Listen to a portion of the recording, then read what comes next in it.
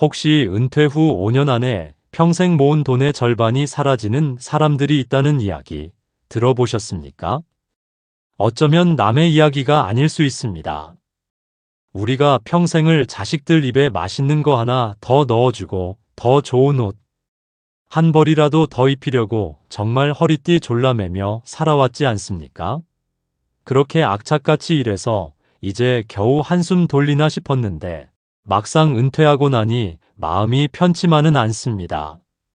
매달 꼬박꼬박 들어오던 월급은 끊겼는데 나갈 돈은 여전하고 통장 잔고는 눈에 띄게 줄어드는 게 보이기 시작합니다. 문득 이런 생각이 머리를 스치죠. 내가 지금 잘 살고 있는 걸까? 혹시 나도 모르는 사이에 조용히 가난해지고 있는 건 아닐까? 바로 이 지점이 수많은 분들이 은퇴 후 가난을 경험하게 되는 안타까운 시작점입니다. 오늘 이 영상을 끝까지 보시면 나도 모르게 내 소중한 노후, 자금을 갉아먹고 있던 최악의 소비 습관들을 깨끗하게 끊어내실 수 있을 겁니다. 오늘 제가 말씀드리는 이 5가지만 제대로 고치셔도 매달 나가는 지출의 상당 부분을 줄이실 수 있습니다. 단순히 돈을 아끼는 방법을 넘어 가난을 부르는 생각의 뿌리를 뽑고 진짜 부자들이 평생 지켜나가는 돈 관리의 지혜를 알려드릴 테니 그저 편안한 마음으로 따라오시기만 하면 됩니다. 이제는 돈 걱정 없이 여유로운 노후를 준비하고 싶다 하시는 분이 계시다면 오늘 영상이 그 시작이 되어드릴 겁니다. 제가 지난 30여 년간 금융업에 종사하면서 수많은 은퇴자분들을 만나 뵈었습니다. 정말 놀랍게도 그분들 중 절반 이상이 은퇴 후 5년 안에 준비한 노후 자산의 절반 이상을 써버리는 경우가 허다했습니다. 처음 이 사실을 알았을 때 저도 큰 충격을 받았습니다. 이분들이 무슨 큰 사업에 실패했거나 투자를 잘못해서 돈을 잃은 걸까요? 천만의 말씀입니다. 대부분의 이유는 바로 평생 몸에 밴 아주 사소한 소비 습관 때문이었습니다. 상담 오셨던 한 분이 제게 이런 말씀을 하셨습니다. 선생님, 제가 40년간 정말 성실하게 일해서 5억을 모았습니다. 그런데 은퇴하고 딱 3년 만에 2억이 어디로 갔는지 모르겠어요. 정말 많은 분들이 이런 상황에 놓여 있습니다. 이분들에게는 공통점이 있었습니다. 바로 위안 소비, 체면 소비, 그리고 관성 소비라는 3가지 패턴이 반복된다는 점이었습니다. 평생 일만 했는데 이 정도는 써도 되지 않나? 남들 보기에 이 정도는 해줘야지. 원래 이렇게 살아왔는데 뭐. 바로 이런 마음가짐이 소중한 노후 자금을 좀먹고 있었던 것입니다. 우리가 기억해야 할 중요한 사실이 있습니다. 60대 이후의 자산은 다시 벌기 정말 어려운 한정된 자산이라는 것입니다. 젊을 때처럼 돈이 없으면 더 벌면 된다는 공식이 통하지 않습니다. 은퇴 이후에는 돈이 줄어드는 속도가 돈을 벌던 속도보다 훨씬 빠르게 진행됩니다. 여기서 제가 꼭 말씀드리고 싶은 것은 우리에게는 60대부터 90대까지 무려 30년이라는 긴 시간이 남아있다는 사실입니다. 이 긴 시간을 매달 돈 걱정을 하며 보내느냐, 아니면 여유롭게 보내느냐는 바로 오늘 우리의 소비 습관이 결정합니다. 그럼 지금부터 60세 은퇴 후 급격히 가난해지는 분들이 공통적으로 반복하는 최악의 소비 습관 5가지에 대해 말씀드리겠습니다. 첫 번째 최악의 소비 습관은 세일이라는 물건쟁이기입니다. 혹시 이런 경험 있으신가요? 마트나 백화점에서 50% 세일, 70% 할인 이런 문구를 보면 괜히 마음이 설레고 이런 기회를 놓치면 안 되지라는 생각에 카트에 물건을 담는 그런 경험 말입니다. 제가 상담했던 한 분은 이렇게 고백하시더군요. 선생님, 저는 세일할 때마다 나중에 필요할 것 같아서 사두는 게 습관이었어요. 그런데 집에 가서 보니 똑같은 물건이 서너 개씩 있더라고요. 결국 유통기한 지나서 버린 게 태반입니다. 바로 이것이 함정입니다. 세일이 많다는 건 정가가 허상이었다는 뜻입니다. 애초에 그 가격에 팔 수 있는 물건을 터무니없이 비싸게 책정해 놓았다가 할인이라는 이름으로 원래 가격에 파는 경우가 대부분입니다. 특히 홈쇼핑이나 스마트폰 쇼핑에서 이런 마케팅이 아주 교묘하게 이루어집니다. 지금 전화 주시면 50% 할인. 오늘만 이 가격. 같은 말들이 우리의 감정과 본능을 담당하는데 부위를 자극해서 이성적인 판단을 흐리게 만들고 충동 구매를 유도하는 것입니다. 제가 실제로 계산해 본 적이 있습니다.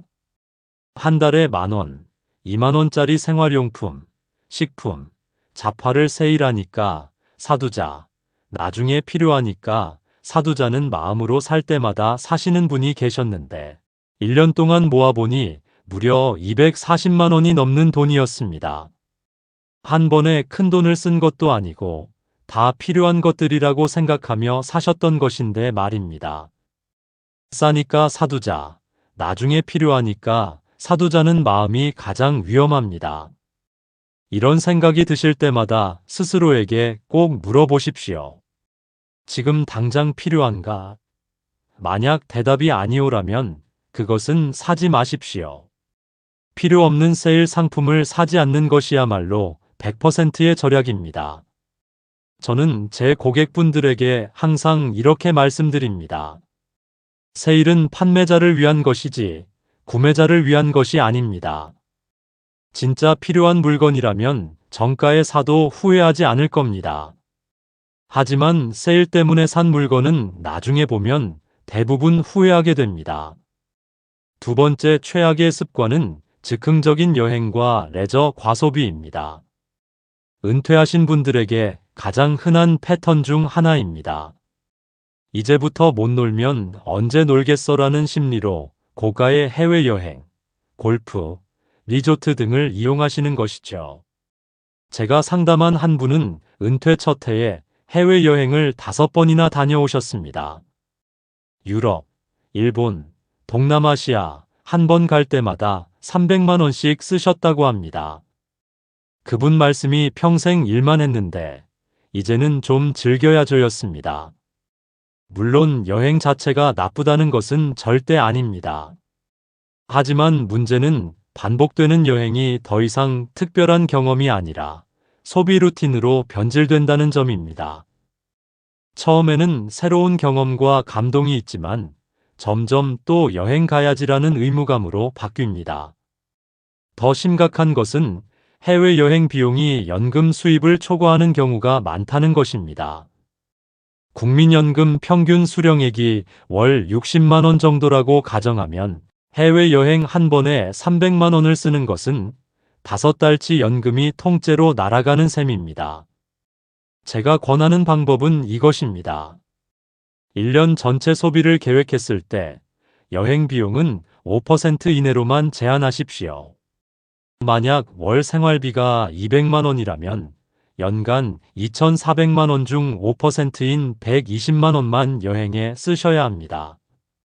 반드시 이 안에서 해결이 안 되더라도 그 금액에 가깝게 소비하도록 노력해야 하는 것입니다. 그러면 자연스럽게 더 계획적이고 의미 있는 여행을 하게 될 수 있습니다. 예를 들어 골프도 마찬가지입니다. 은퇴 후에 갑자기 골프를 시작하시는 분들이 많은데 라운딩 한 번에 10만 원에서 15만 원, 레슨비, 장비비까지 합치면 월 50만 원 이상 나가는 경우가 허다합니다. 건강을 위해서 친구들과 어울리려고 시작하셨다가 큰 부담만 지게 되는 것입니다. 진짜 건강을 위해서라면 집 앞 헬스장을 이용하시거나 근처 공원을 걸으시거나 자전거를 대여해서 동네 한 바퀴를 도시거나 방법은 다양합니다. 돈을 들이지 않거나 덜 들이고도 할 수 있는 일상적인 건강 관리를 시작하십시오. 세 번째로 말씀드릴 최악의 습관은 사교 목적의 외식과 모임을 반복하는 것입니다. 은퇴하신 분들이 가장 많이 하시는 말씀이 집에만 있으면 답답해서 못 살겠다는 것입니다. 그래서 평일 낮에 카페에서 친구들을 만나시고 식사 모임도 자주 가지시고 각종 동호회 회비도 내시죠. 문제는 이런 소비가 감정 소비이자 소외에 대한 두려움에서 비롯된 소비라는 점입니다. 한 번에 23만 원씩 나가는 게 별거 아닌 것 같지만 모이면 월 30만 원 이상이 나갑니다. 제가 상담했던 한 분의 실제 사례를 들려드리겠습니다. 그분은 은퇴 후에 매주 화요일마다 동네 카페에서 친구들을 만나셨습니다. 커피값 5천 원에 케이크나 디저트, 샌드위치 하나씩 시키면 만 원이 훌쩍 넘습니다. 목요일에는 또 다른 모임이 있고 토요일에는 등산 동호회 모임이 있었습니다. 한 달로 계산해 보니 커피값만 12만 원, 식사 모임비 15만 원, 동호회비 8만 원, 이런 식으로 해서 최소 월 35만 원이 나가더군요. 1년이면 420만 원입니다. 그분 연금이 월 80만 원이었는데 사교비만으로 거의 절반을 쓰고 계셨던 겁니다. 여기에 더 큰 문제는 귀찮다는 이유로 하는 잦은 외식입니다. 혼자 해먹기 귀찮아서, 장 보러 가기 귀찮아서, 이런 이유로 배달 음식을 시키거나 외식을 하시는 분들이 정말 많습니다. 한 끼에 12만 원이라고 해도 일주일에 3번만 해도 최소 월 15만 원 이상이 나갑니다. 여러분, 요즘 장바구니 물가가 아무리 비싸다고 해도 외식보다 비싸지는 않습니다.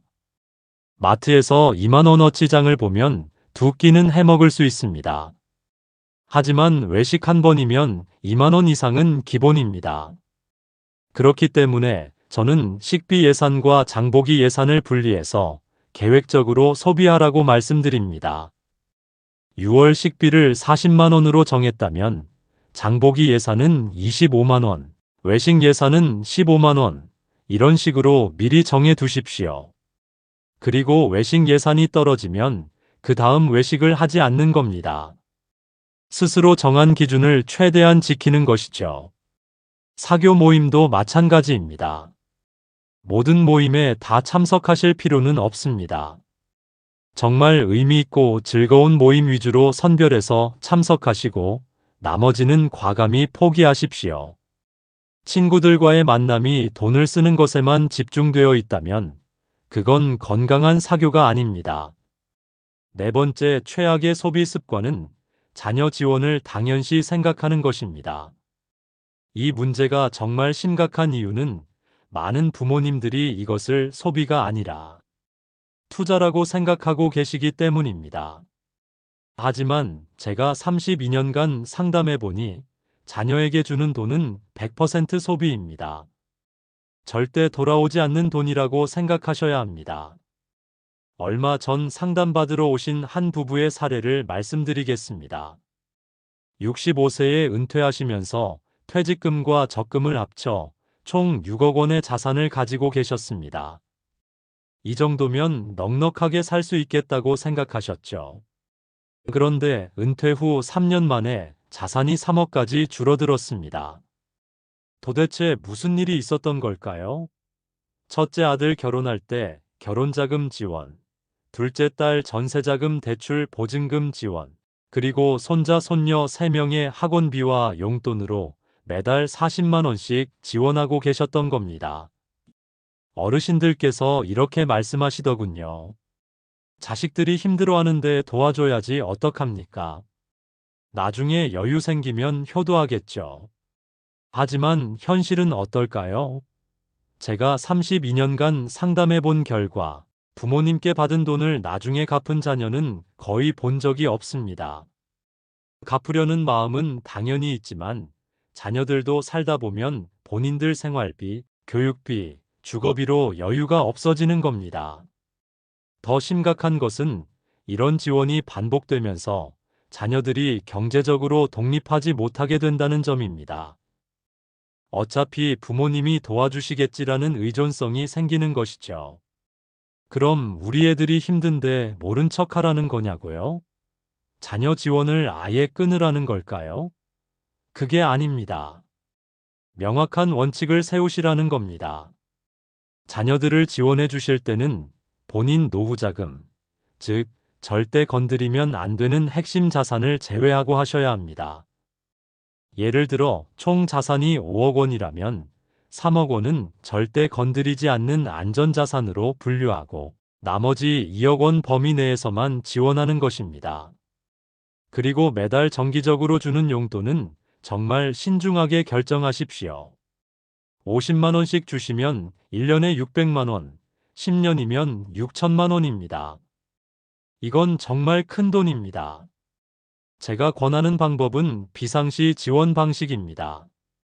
평상시에는 지원하지 않다가 정말 위급 상황이 생겼을 때만 도와주는 겁니다.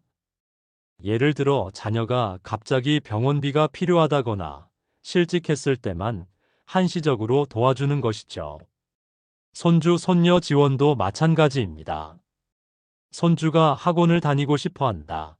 손녀 옷을 사주고 싶다. 이런 마음은 이해하지만 매달 이것이 반복되면 정말 큰 지출이 됩니다.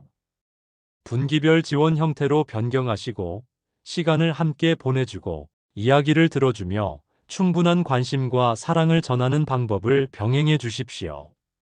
자녀와 손주들을 사랑하는 마음은 100% 이해합니다. 하지만 진짜 자녀를 사랑한다면 나중에 부모님이 경제적으로 어려워져서 자녀들에게 부담이 되는 상황을 만들지 않는 것이 더 중요합니다.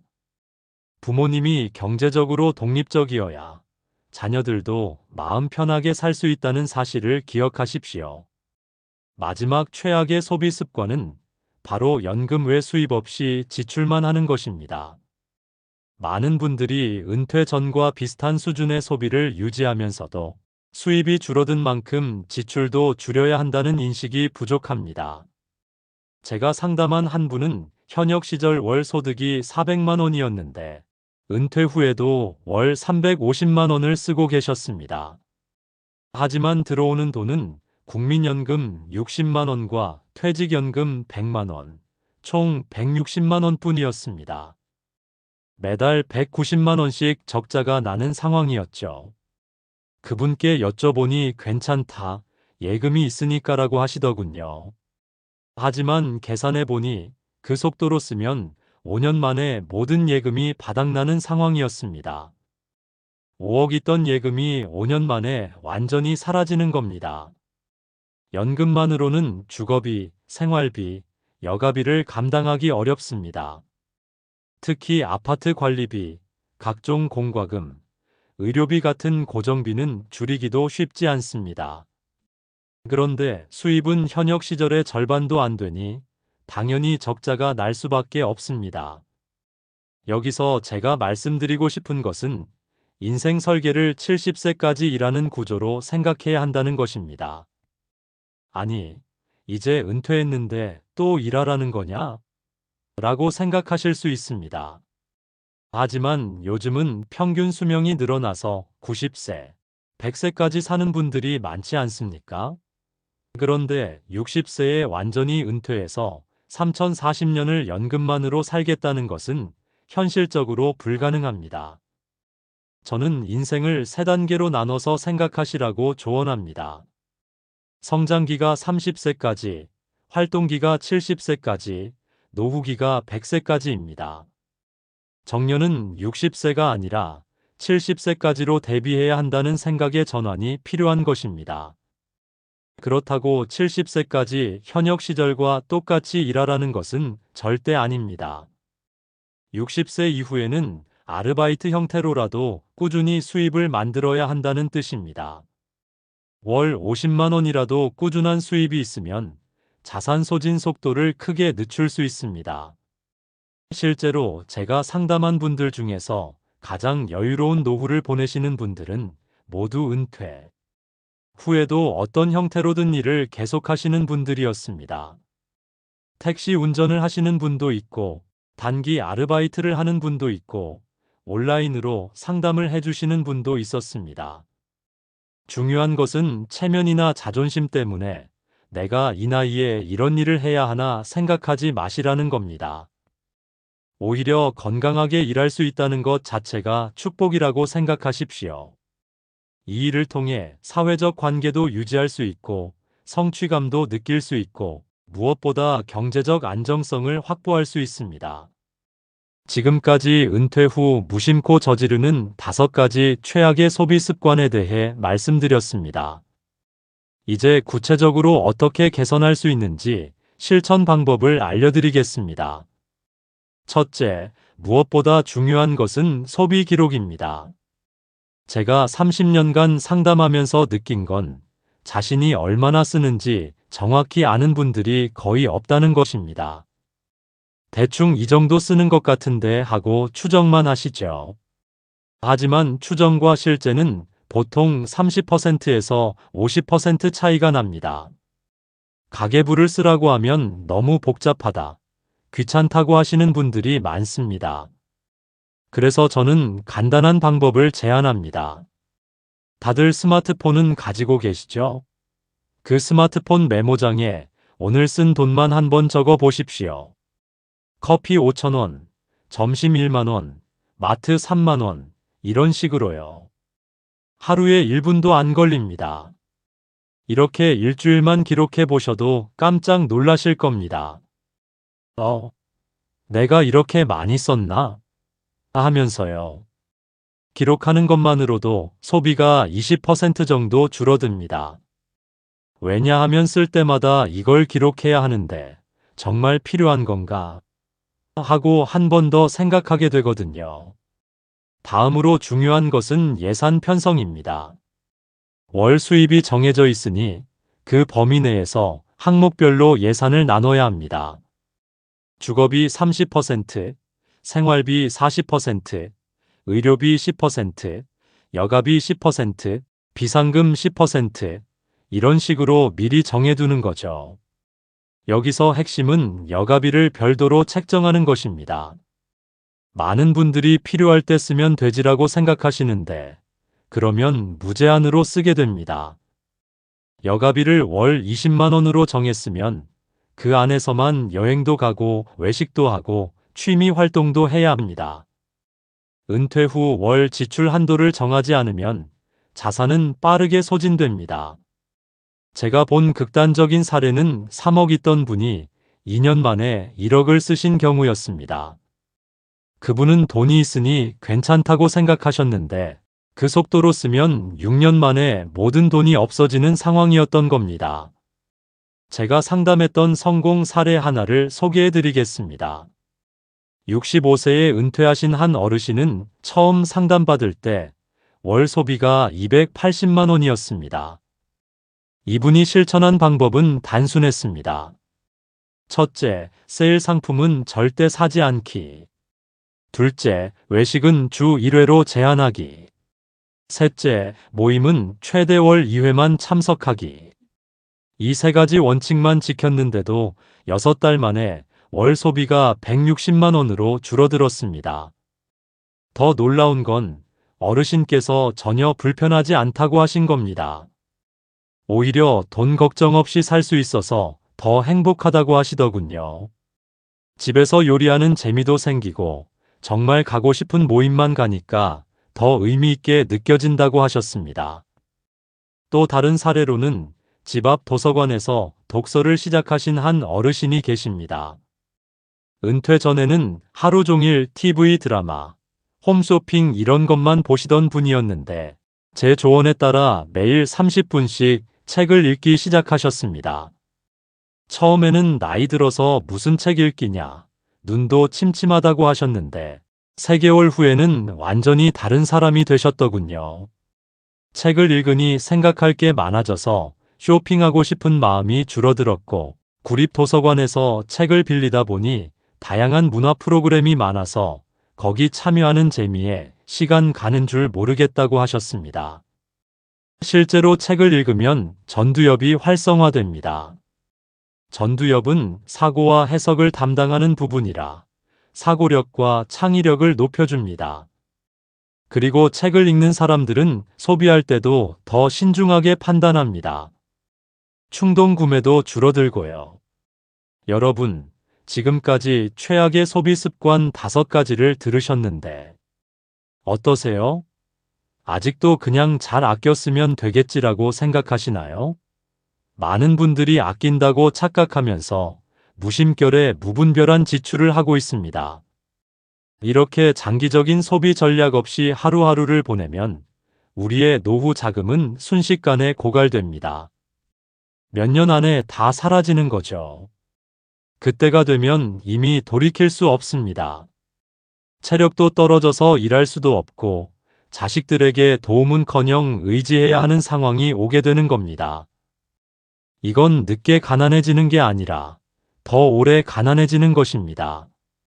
이게 얼마나 비참한 일인지 아시나요? 그래서 제가 이 영상을 보시는 모든 분들께 간곡히 부탁드리고 싶습니다. 오늘부터 바로 습관을 바꾸시라고요. 내일부터가 아니라 지금 바로 오늘부터요.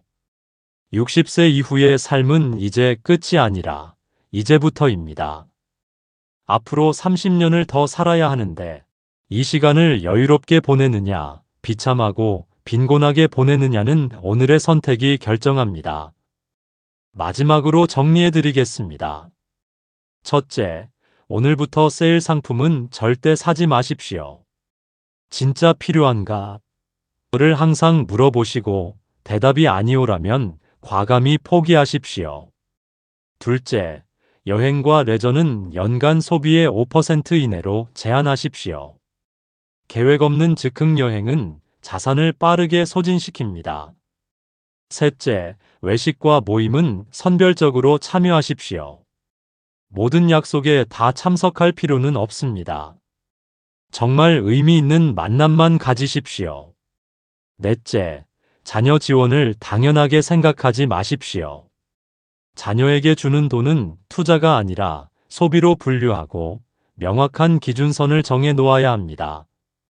다섯째, 연금 외 수입 없이 지출만 하면 안 됩니다. 어떤 형태라도 소일거리를 만드십시오. 월 50만 원이라도 꾸준한 수입이 있으면 자산 수명을 크게 늘릴 수 있습니다. 여러분, 일상에서 작은 태도의 변화만으로도 소비를 줄이고 진짜 행복한 노후를 얻을 수 있습니다. 실천이 핵심입니다. 평범한 행동으로 비범한 결과를 기대하지 마시고 비범한 태도를 꾸준히 반복하십시오. 60대부터 90대까지 최소 30년을 살아야 하는데 이 30년이라는 긴 시간을 돈 걱정 없이 여유롭게 보내셨으면 좋겠습니다. 제가 32년간 쌓은 경험을 바탕으로 드리는 말씀인데 정말 가능합니다. 단지 작은 습관의 변화만 있으면 됩니다. 오늘부터 바로 시작하십시오. 여러분의 행복한 노후를 위해서요.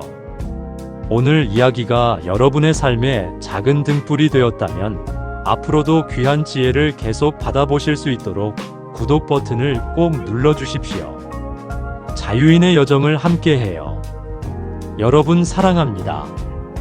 오늘도 화이팅!